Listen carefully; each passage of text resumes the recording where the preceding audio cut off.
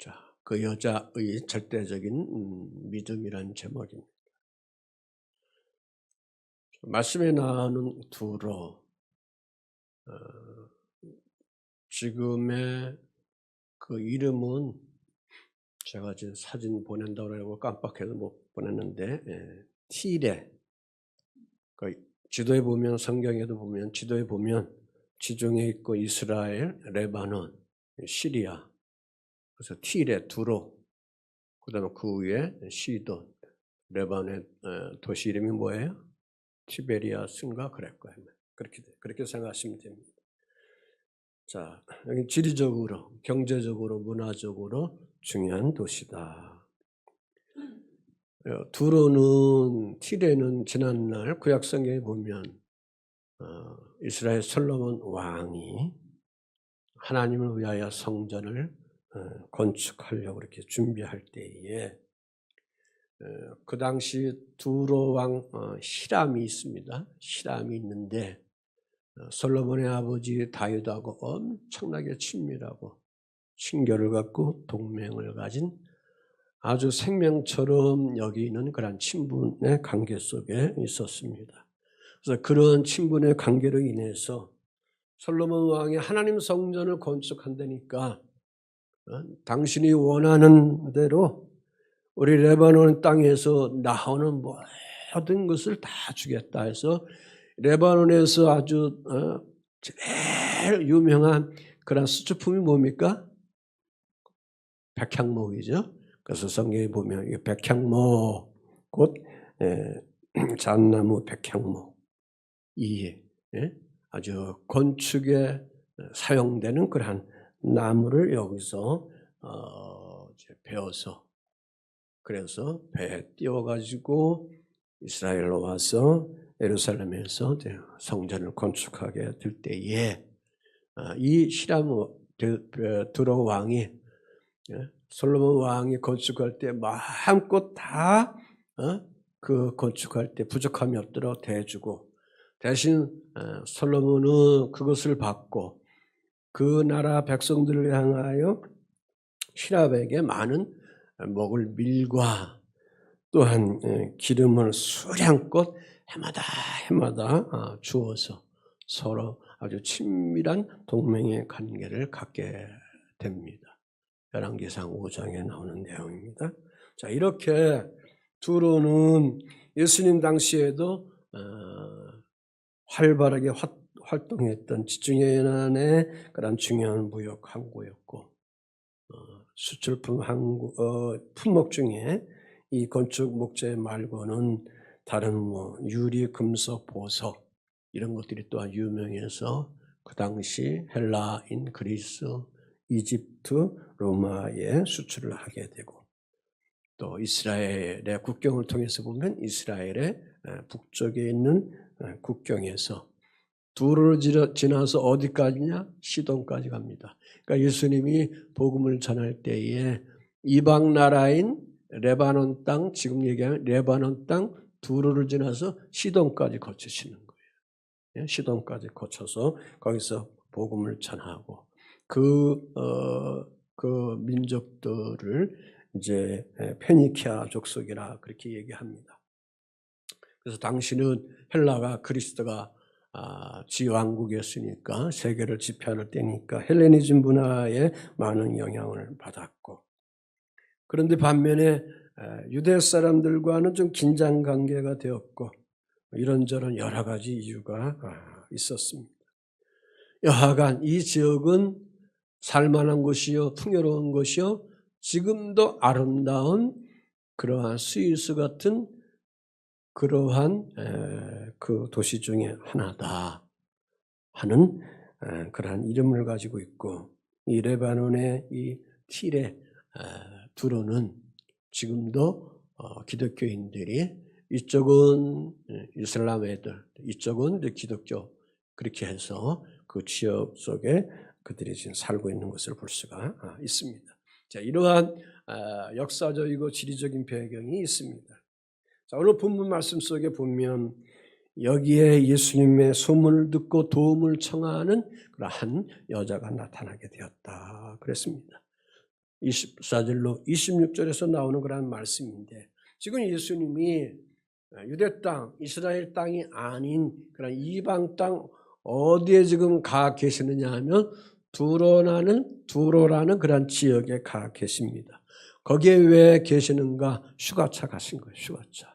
그러니까 휴가 가셨는데 아무도 모르게 그곳에 가서 숨다시피 이제 어떤 성도의 집에 가신 거죠. 그 집은 이제 성경에 내용이 없습니다만은 그래서 아무도 모르게 거기서 이제 휴식을 취하고 계시는데 그 소문이 말씀해 보니까 들통났어요, 안 났어요? 들통이 나버리고 말았습니다. 그래서 많은 사람들이 이 소문을 듣고 말씀 속에 보니까 더러운 귀신 들린 어린 딸을 둔 한 여자가 예수의 소문을 듣고 예수께로 왔다. 그렇게 말씀하고 있습니다.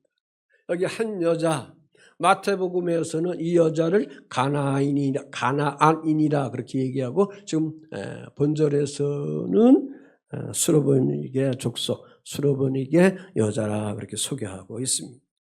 한마디로 이 여자는 예수님 앞에 지금 나타난 여자는 유대인이에요? 아니에요? 유대인이 아니다 그거죠. 이방 여자다. 아셨죠? 이방 여자다 그 말씀입니다. 근데 이 이방 여자인 이 한 여자가 예수님이 이곳에 오셔서 지금 휴가를 즐기고 계시다라는 것을 그가 알고 나서 지금 자기 자신의 삶에 아주 긴급한 상황, 긴급하게 풀어야 할 그러한 삶에 그러한 긴장되는 그러한 아픔의 그 삶에 하나의 그러한 목표가 있습니다. 그 목표는 뭐냐? 사랑하는 딸이 귀신에 들려가지고 엉망진창 인생의 삶을 비참하게 지금 살아가고 있는데 그 딸을 고쳐주고 싶어도 이 귀신 들려가지고 이 딸이 여러 가지 고난 속에 거하고 있는 겁니다. 그러므로 이 한 여자 속에 이방인 수로베니 여자의 한 여자 속에는 아주 절박한 상황이에요. 어려운 상황이요. 비참한 상황 속에 있는 그의 삶의 모습을 볼 수가 있습니다. 근데 마침 누구의 소문을 들었어요? 예수의 소문을 들었다 그겁니다. 그래서 그 말씀 속에 보면 예수의 소문을 듣고 뭐 했어요? 뭐 했어요? 와서 그랬어요.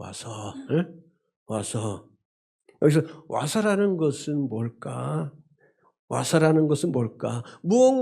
본인이 무언가를 표현하려고 하는 의미가 거기 단어에 있습니다.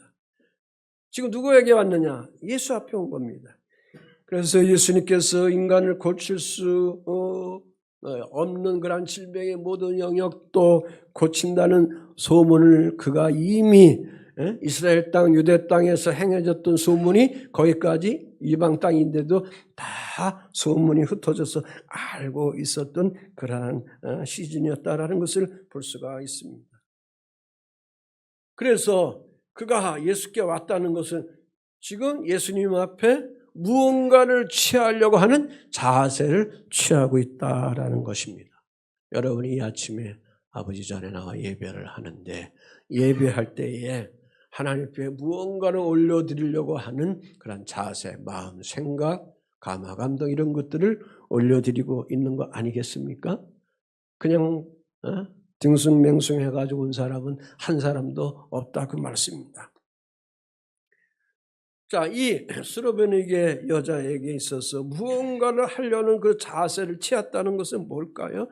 이 여자 속에 지금 어떠한 문제가 있습니까? 긴급한 문제, 절박한 문제, 절망 속에 비참하게 살아가고 있는 문제. 늘 사랑하는 딸이 귀신 들려서 눈물을 흘리면서 가슴 치면서 살아갈 수밖에 없는 그런 안타까운 그러한 삶의 현실 속에 이 여인이 놓여 있다 그 말씀입니다. 그런데 이 딸의 질병은 육체적인 질병이 아니에요.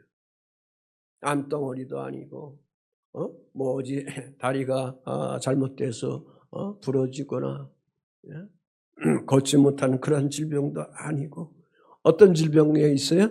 더러운 귀신에 들려있는 질병에 이 딸이 처하고 있다는 것입니다. 그러니까 오늘날 우리가 보면 당시나 오늘날 우리가 보면 더러운 악령, 귀신이라는 것은 악령을 표현한 겁니다. 악한 영을 우리말로 지금 귀신이라고 그렇게 표현했는데 새 번역에는 이제 귀신이라는 단어는 옛날 구닥다리 단어이기 때문에 악한 영이다, 악령이다 그렇게 해석하고 있습니다.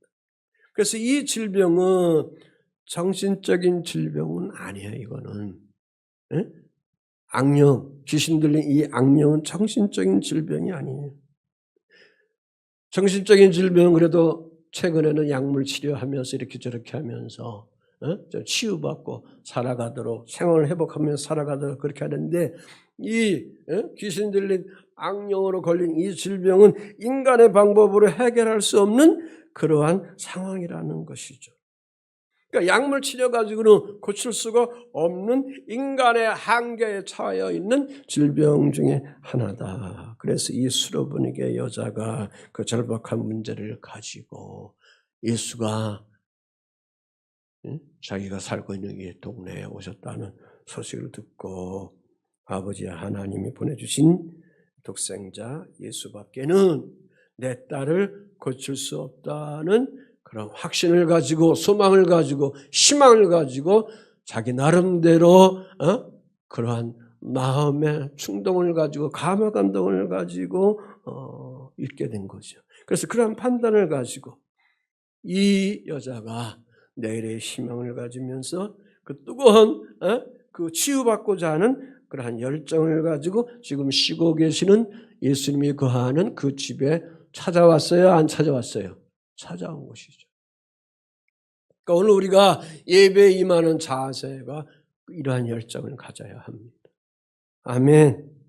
여러분이 이제 예배할 때 지치죠? 힘들죠? 지난 한 주간 분주하게 해서 고뇌해서 그럴수록 찬송이라도 좀 다시 한번 의지적으로 막 올려서 소리를 더 올려서 찬양하기를 주의 이름 부탁을 드립니다. 우리 아기들에게 선생님들이 가르칠 때 보통 언어로 쓰면 아이들이 장난치고 안 먹힙니다. 한 차원 높여야 합니다. 그랬잖아. 그렇게 해야 돼. 응? 너 잘한다. 이렇게 높여야 아이들이 호응을 얻지. 그냥 피곤해도 하고 그래서 처진 목소리를 하면 아이들이 들어먹지를 않습니다. 오늘 우리도 마찬가지인 것이죠. 자, 그래서 이 수르보니게 여자는 지금 절망의 밑바닥에 있습니다. 그런데 그 절망의 밑바닥에 있는 것을 희망을 향하여 지금 행동에 취하려고 하고 있는 것이죠. 그래서 지지난 주일에도 제가 말씀을 드렸습니다. 이런 행동 활성화하라 그렇게 얘기를 했습니다.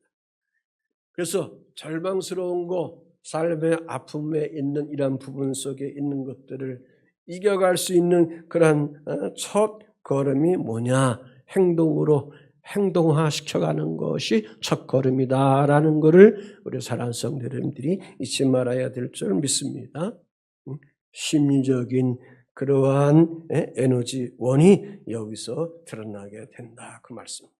그러니까 결국은 이 심리적인 그 에너지원이 점점 그 희망이 커져서 예수 앞에 지금 옵니다. 그 다음 구절이 답을 주는데 어디까지 올라갑니까? 믿음으로 승화되잖아요. 믿음으로 승화되잖아요. 아멘.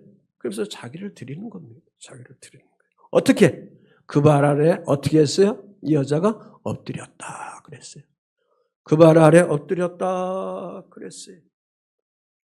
이 표현은 뭘까요? 이 단어가 주는 의미는 뭘까요? 여기 간절함이 있다는 거죠. 간절한 소원이 있다는 거죠. 꼭 내 딸을 주 예수로 말미암아 고침 받아야만 하겠다는 간절한 그러한 소망이 여기 있다는 겁니다. 그것이 바로 심리적인 에너지다. 행동으로 나간 그 활성화다. 그래서 그 행동이 바로 어디까지 오게 된 거냐? 주님의 발 아래 엎드리는 자세까지 이 여인이 취하게 된 것입니다. 여러분이 고침받기 원합니까? 자유함을 누리기를 원합니까? 하나님의 살아계신 것을 만나기를 원합니까? 그러면 행동화를 활성화시켜야 합니다. 아멘이시죠? 활성화시키고 거기에 따른 그러한 열정과 수고로움을 하나님 앞에 보여드려 나가야 될 줄 믿습니다. 그러니까 이 여인이 지금 주님 앞에 엎드렸다는 것은 단순한 어떠한 문제를 자기 딸을 고침받기 위한 그 문제를 단순하게 고침받기 위한 행위에 머물러 있는 것이 아니다는 것이죠. 이 엎드림은 자신의 한계 속에 있다는 거죠. 자신의 한계 속에 있다는 거죠. 여러분도 여러분 삶 속에 인간이 할 수 없는 한계의 상황들이 있잖아요. 그래 안 그래? 특별히 예를 들어도 암 같은 것은 우리의 한계에 있잖아요. 한계에 있잖아요. 그래서 그 한계에 대한 것을 이 여인이 알고 예수님의 소문을 듣고 지금 예수님 앞에 뭐 해서 지금 엎드려 무릎을 꿇었어요. 예수님의 권위를 인정하는 행동을 취하고 있다. 그 말씀입니다. 하나는 예수님 앞에 자신을 낮추고 있다. 도움을 구하고 있는 행동이다. 그겁니다. 예수님이 말씀했습니다. 마태복음 16장 24절 같이 읽어봅니다. 시작. 누구든지 나를 따라오려거든 자기를 부인하고 자기 십자가를 지고 나를 따르는 것이니라. 그렇습니다. 여기 자기를 부인한다. 부인하다. 아페르네오마이 그렇게 이제 말을 하고 있습니다. 포기한다는 거예요. 부정한다는 거예요. 다시 말해서 자아 중심에 있는 태도를 내려놓는다는 거예요.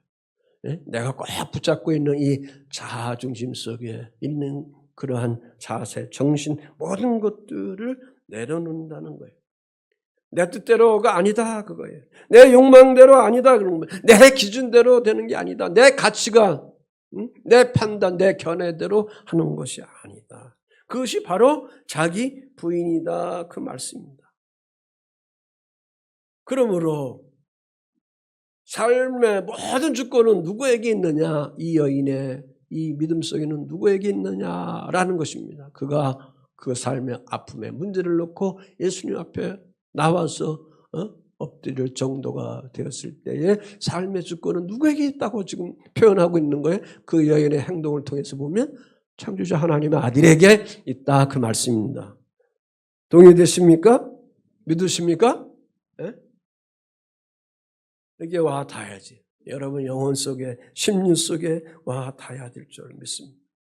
그러니까 나의 자기 부인이라는 것은 자기 존재를 없애버리라는 그런 의미가 아니고 그런 거를 내려놓고 삶의 주권, 나의 주권, 나의 인생의 삶의 주권, 내 자녀들의 삶의 주권은 늘 우리를 주장하시고 동행하시고 함께 동행하게 하시는, 알게 하시는 주 하나님께 있다 그 말씀입니다. 하나님께 드리는 것에 있다 그 말씀입니다. 내가 왕이 아니고 주님이 왕이다. 내가 왕이 아니고 하나님 아버지가 나의 왕이다. 인정하는 그 태도, 그 선택을 여기서 얘기하고 있는 것입니다. 그래서 여기서 두 번째 보면 겸손히 나오는 것이고 순복하는 마음이 나오게 되는 줄 믿습니다. 이게 없으면 주님 앞에 나와 무릎 꿇지 않습니다. 종교인들, 바리새인들, 서기관들, 대생들 예수 앞에 나와서 그 앞에 무릎 꿇는 놈이 어디 있습니까? 하나도 없지. 예? 하나도 없습니다. 하나도 없습니다. 오히려 자기들이 알고 있는 구약의 모세오경 가지고 율법의 그 말씀 가지고 하나하나 따지고 시비 걸고 조롱하고 어떻게든지 그 예수를 하나님의 아들이라고 보냄받았다는 그 예수를 죽이려고 하는데 그들은 온 생에 온 마음, 온 지혜를 다 동원하지 않았습니까? 그래서 마침내 그 예수를 그들이 십자가에 죽이지 않습니까? 오늘 인간이, 오늘날 사람들이 왜 무너집니까? 특별히 우리 그리스도인들이 왜 무너집니까? 교회 다니는데, 복음을 안다고 하는데, 성경을 좀 안다고 하는데, 그들이 왜 삶 속에 무너집니까? 복음 안에 있는데도 불구하고, 구원받은 하나님의 백성인데도 불구하고, 왜 스스로 무너집니까? 자기 자아를 내려놓지 못해서 그러는 거예요. 나의 주권을 하나님 앞에 올려드려야 되는데 내가 왕이기 때문에 안 되는 거예요. 내가 왕으로 있을 때는 내 사업도 산업도 안 되는 거예요. 내 사랑하는 자녀들도 형통하게 갈 수가 없는 거예요. 내 자신의 삶도 안 되는 거예요. 동의하셔요? 저는 그렇게 봐요. 그렇게 달라붙으니까 예수님도 이제 생각이 달라지는 거예요.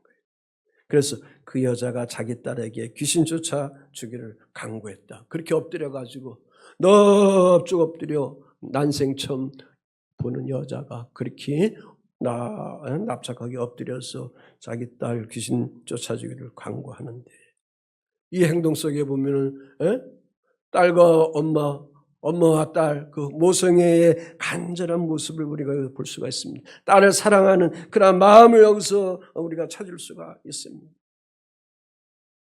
그래서 예수께서 딸에게서 귀신 쫓아내주기를 자기 부인하면서 이 여인은 절대적인 겸손으로 어디까지 가는 거예요? 소망을 가지면서 어디까지 가는 거예요? 그것이 승화되어서 믿음까지 가는 거거든요.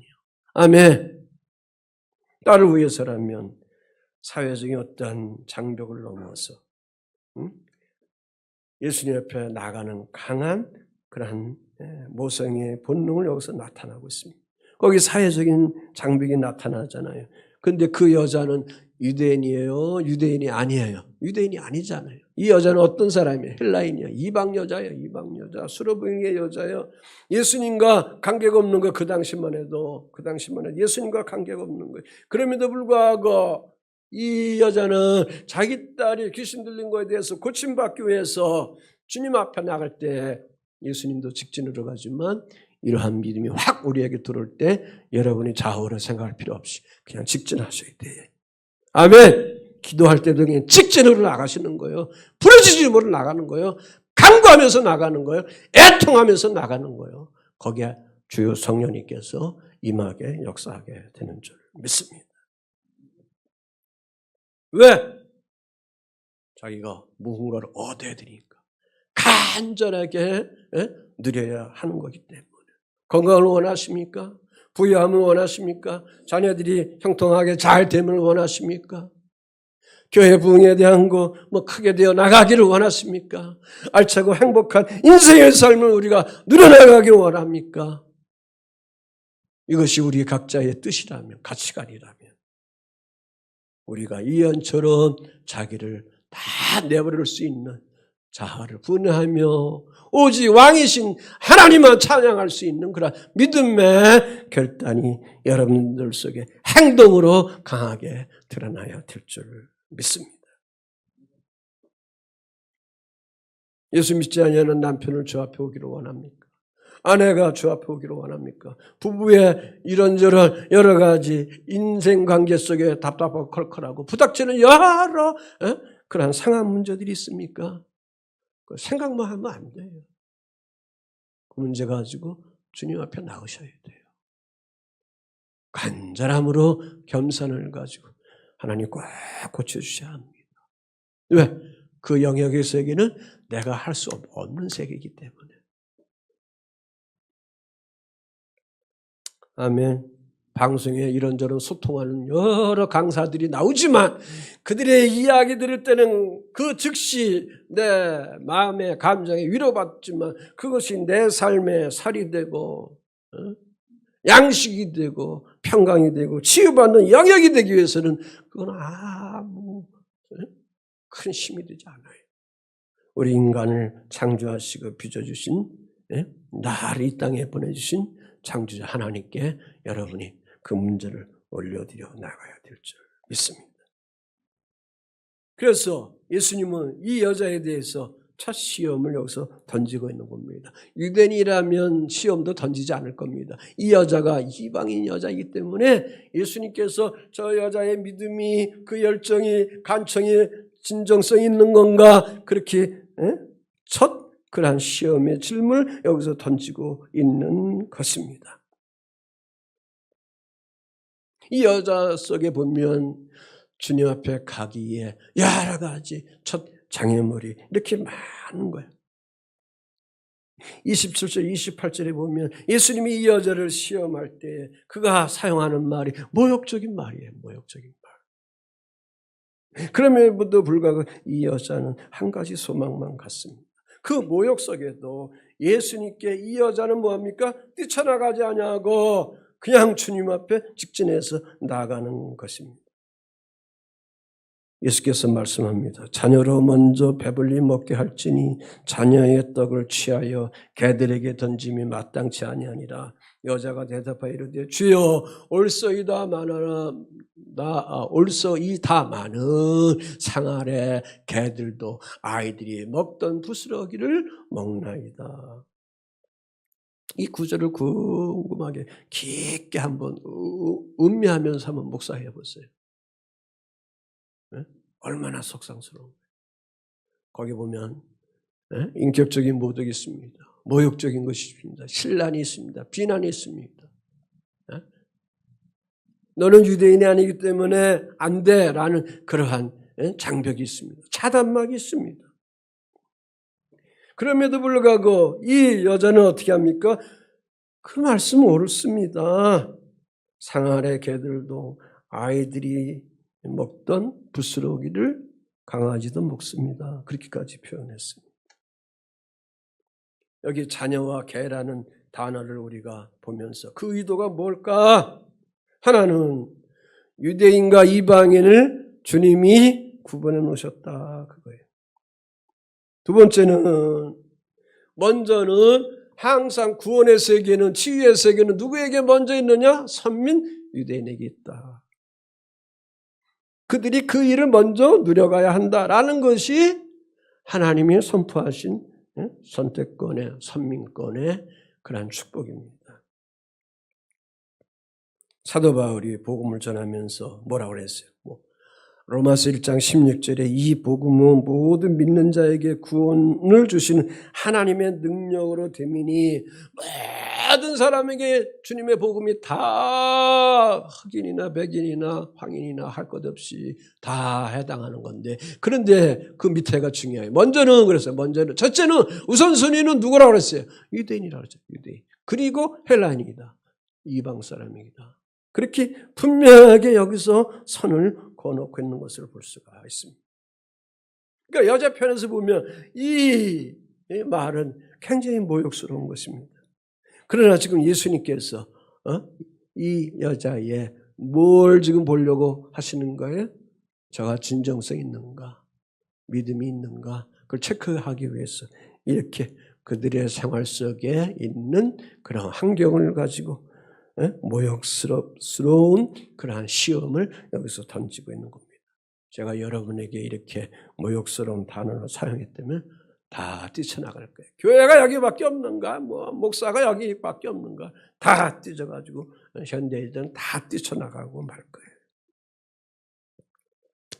그런데 여기 보면 이렇게 나오는 이 여인에 대해서 주님의 반응은 먼저 자녀로 배불리게 먹게 한다. 명확하게 말씀하고 우선순위가 유대인들에게 먼저 있다. 선교적인 전략은 먼저 선민된 유대 백성들에게 있다. 그 말씀입니다. 자, 여기에 따라서 이 여자의 반응은 뭐예요? 옳소이다. 그래서 옳소이다.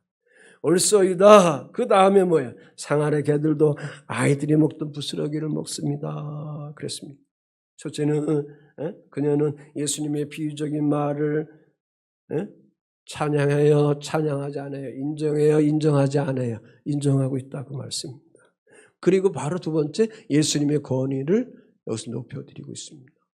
그 단어 속에 무엇이 나와요? 주여. 그래서 주여 옳소이다만 주여 퀴리오스 주님을 이방 여인이 받들고 여기서 경배하고 있다 그 말씀입니다.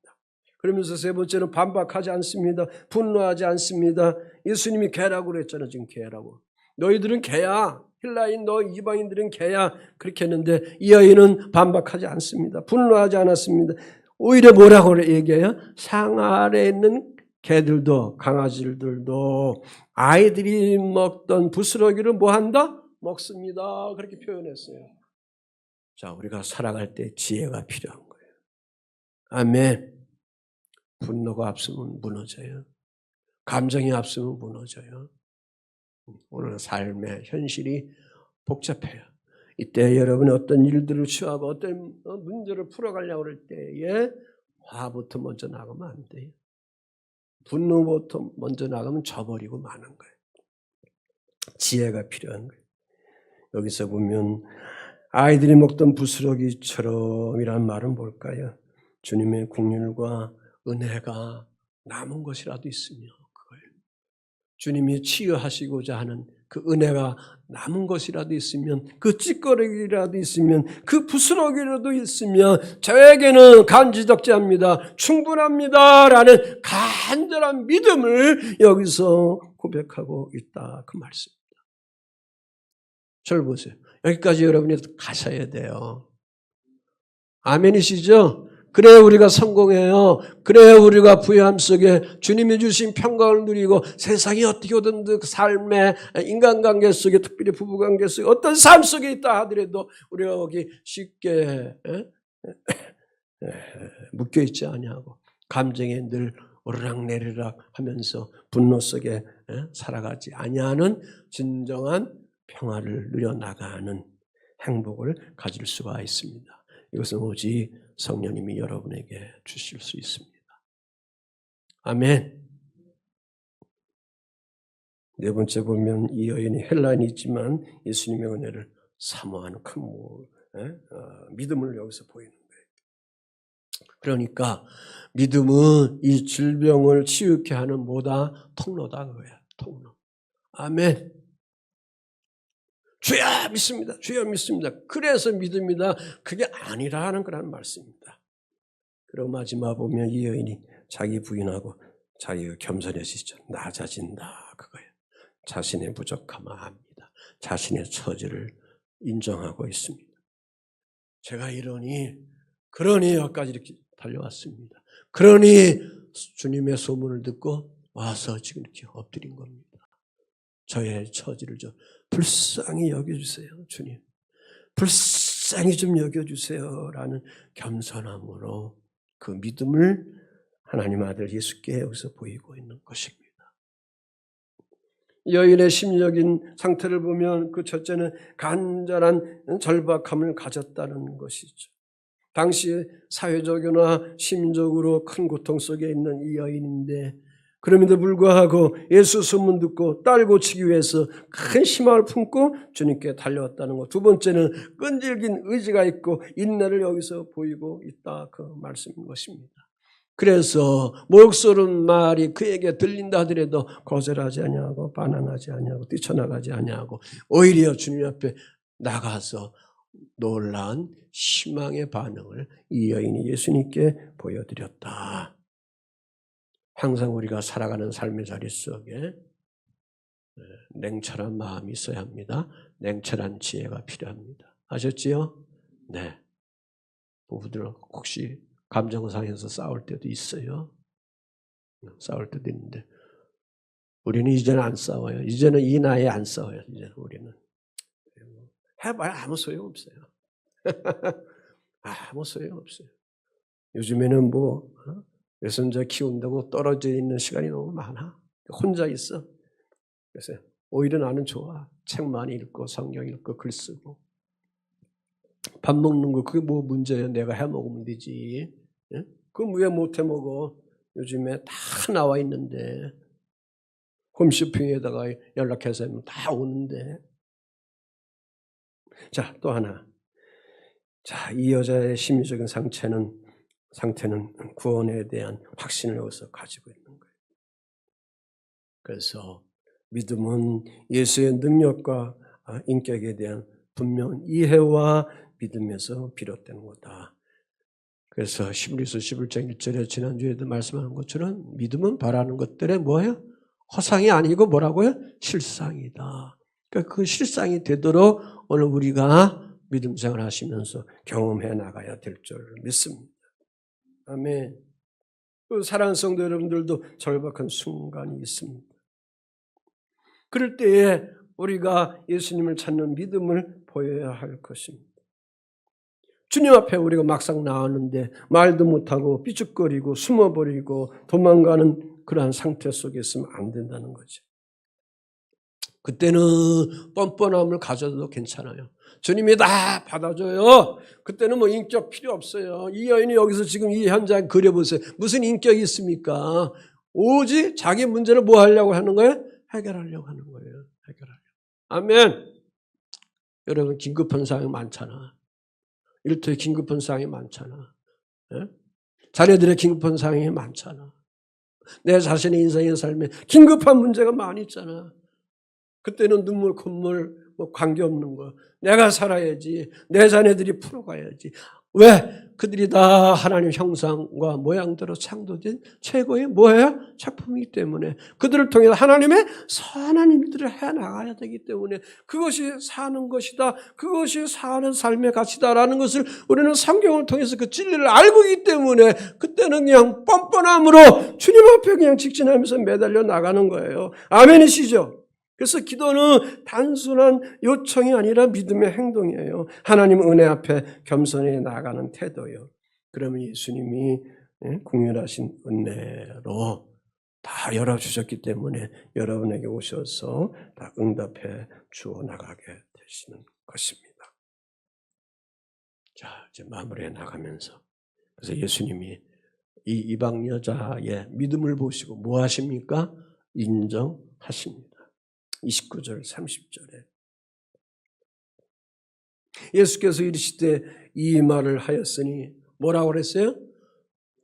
돌아가라 귀신이 네 딸에게서 나갔느니라 하시며 여자가 집에 돌아가 본즉 아이가 침상에 누웠고 귀신이 나갔더라 그랬어요.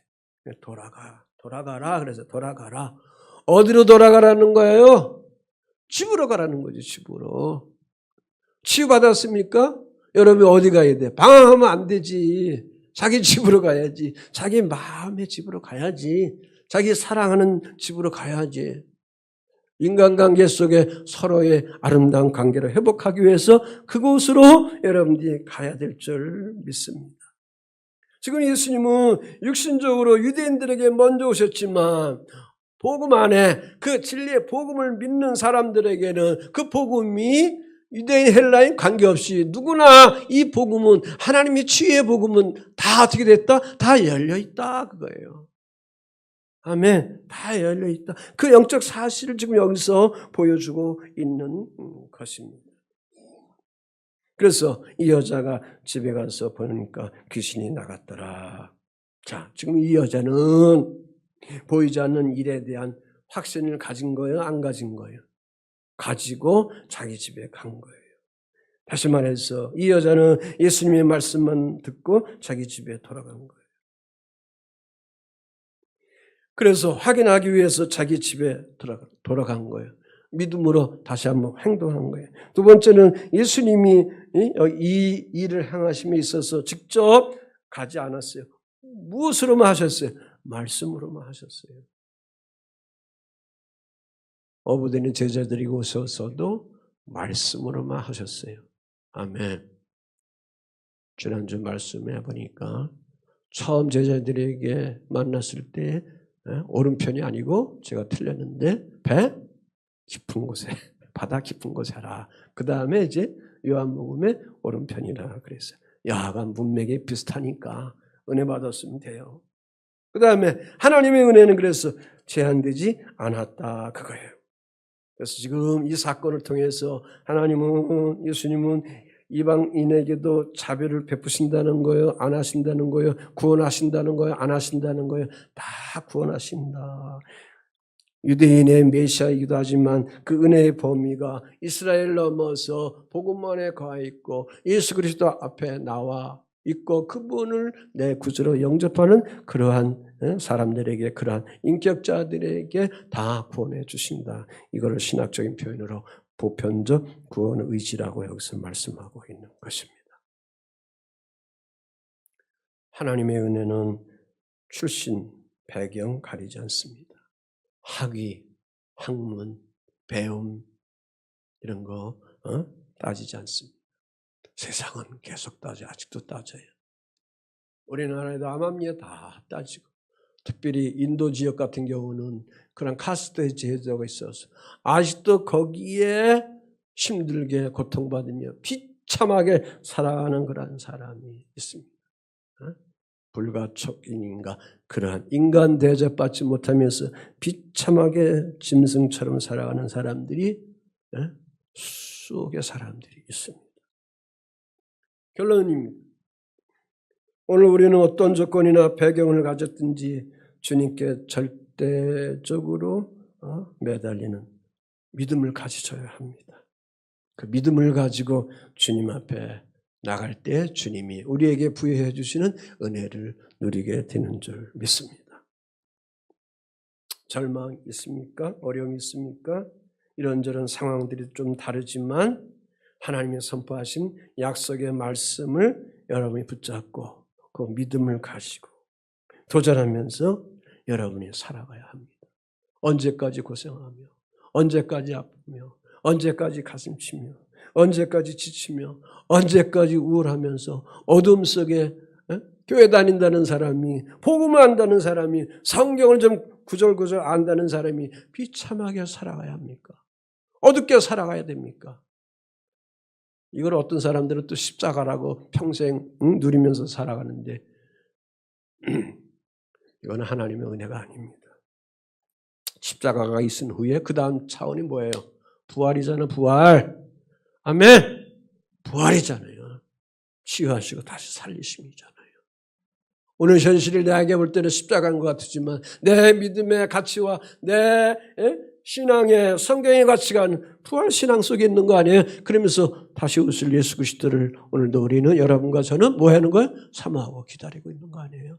그분이 진정한 나의 왕이기 때문에 내 삶을 주장하시는 임마누엘 하나님이기 때문에 그런 줄 믿습니다. 자, 오늘도 이러한 믿음을 가지고 도전하면서 믿음 새해 생활해 나가는 기독교 대한감리 일산야가 함께 온 교우들이 되시기를 주 예수의 이름으로 축원을 드립니다. 아멘.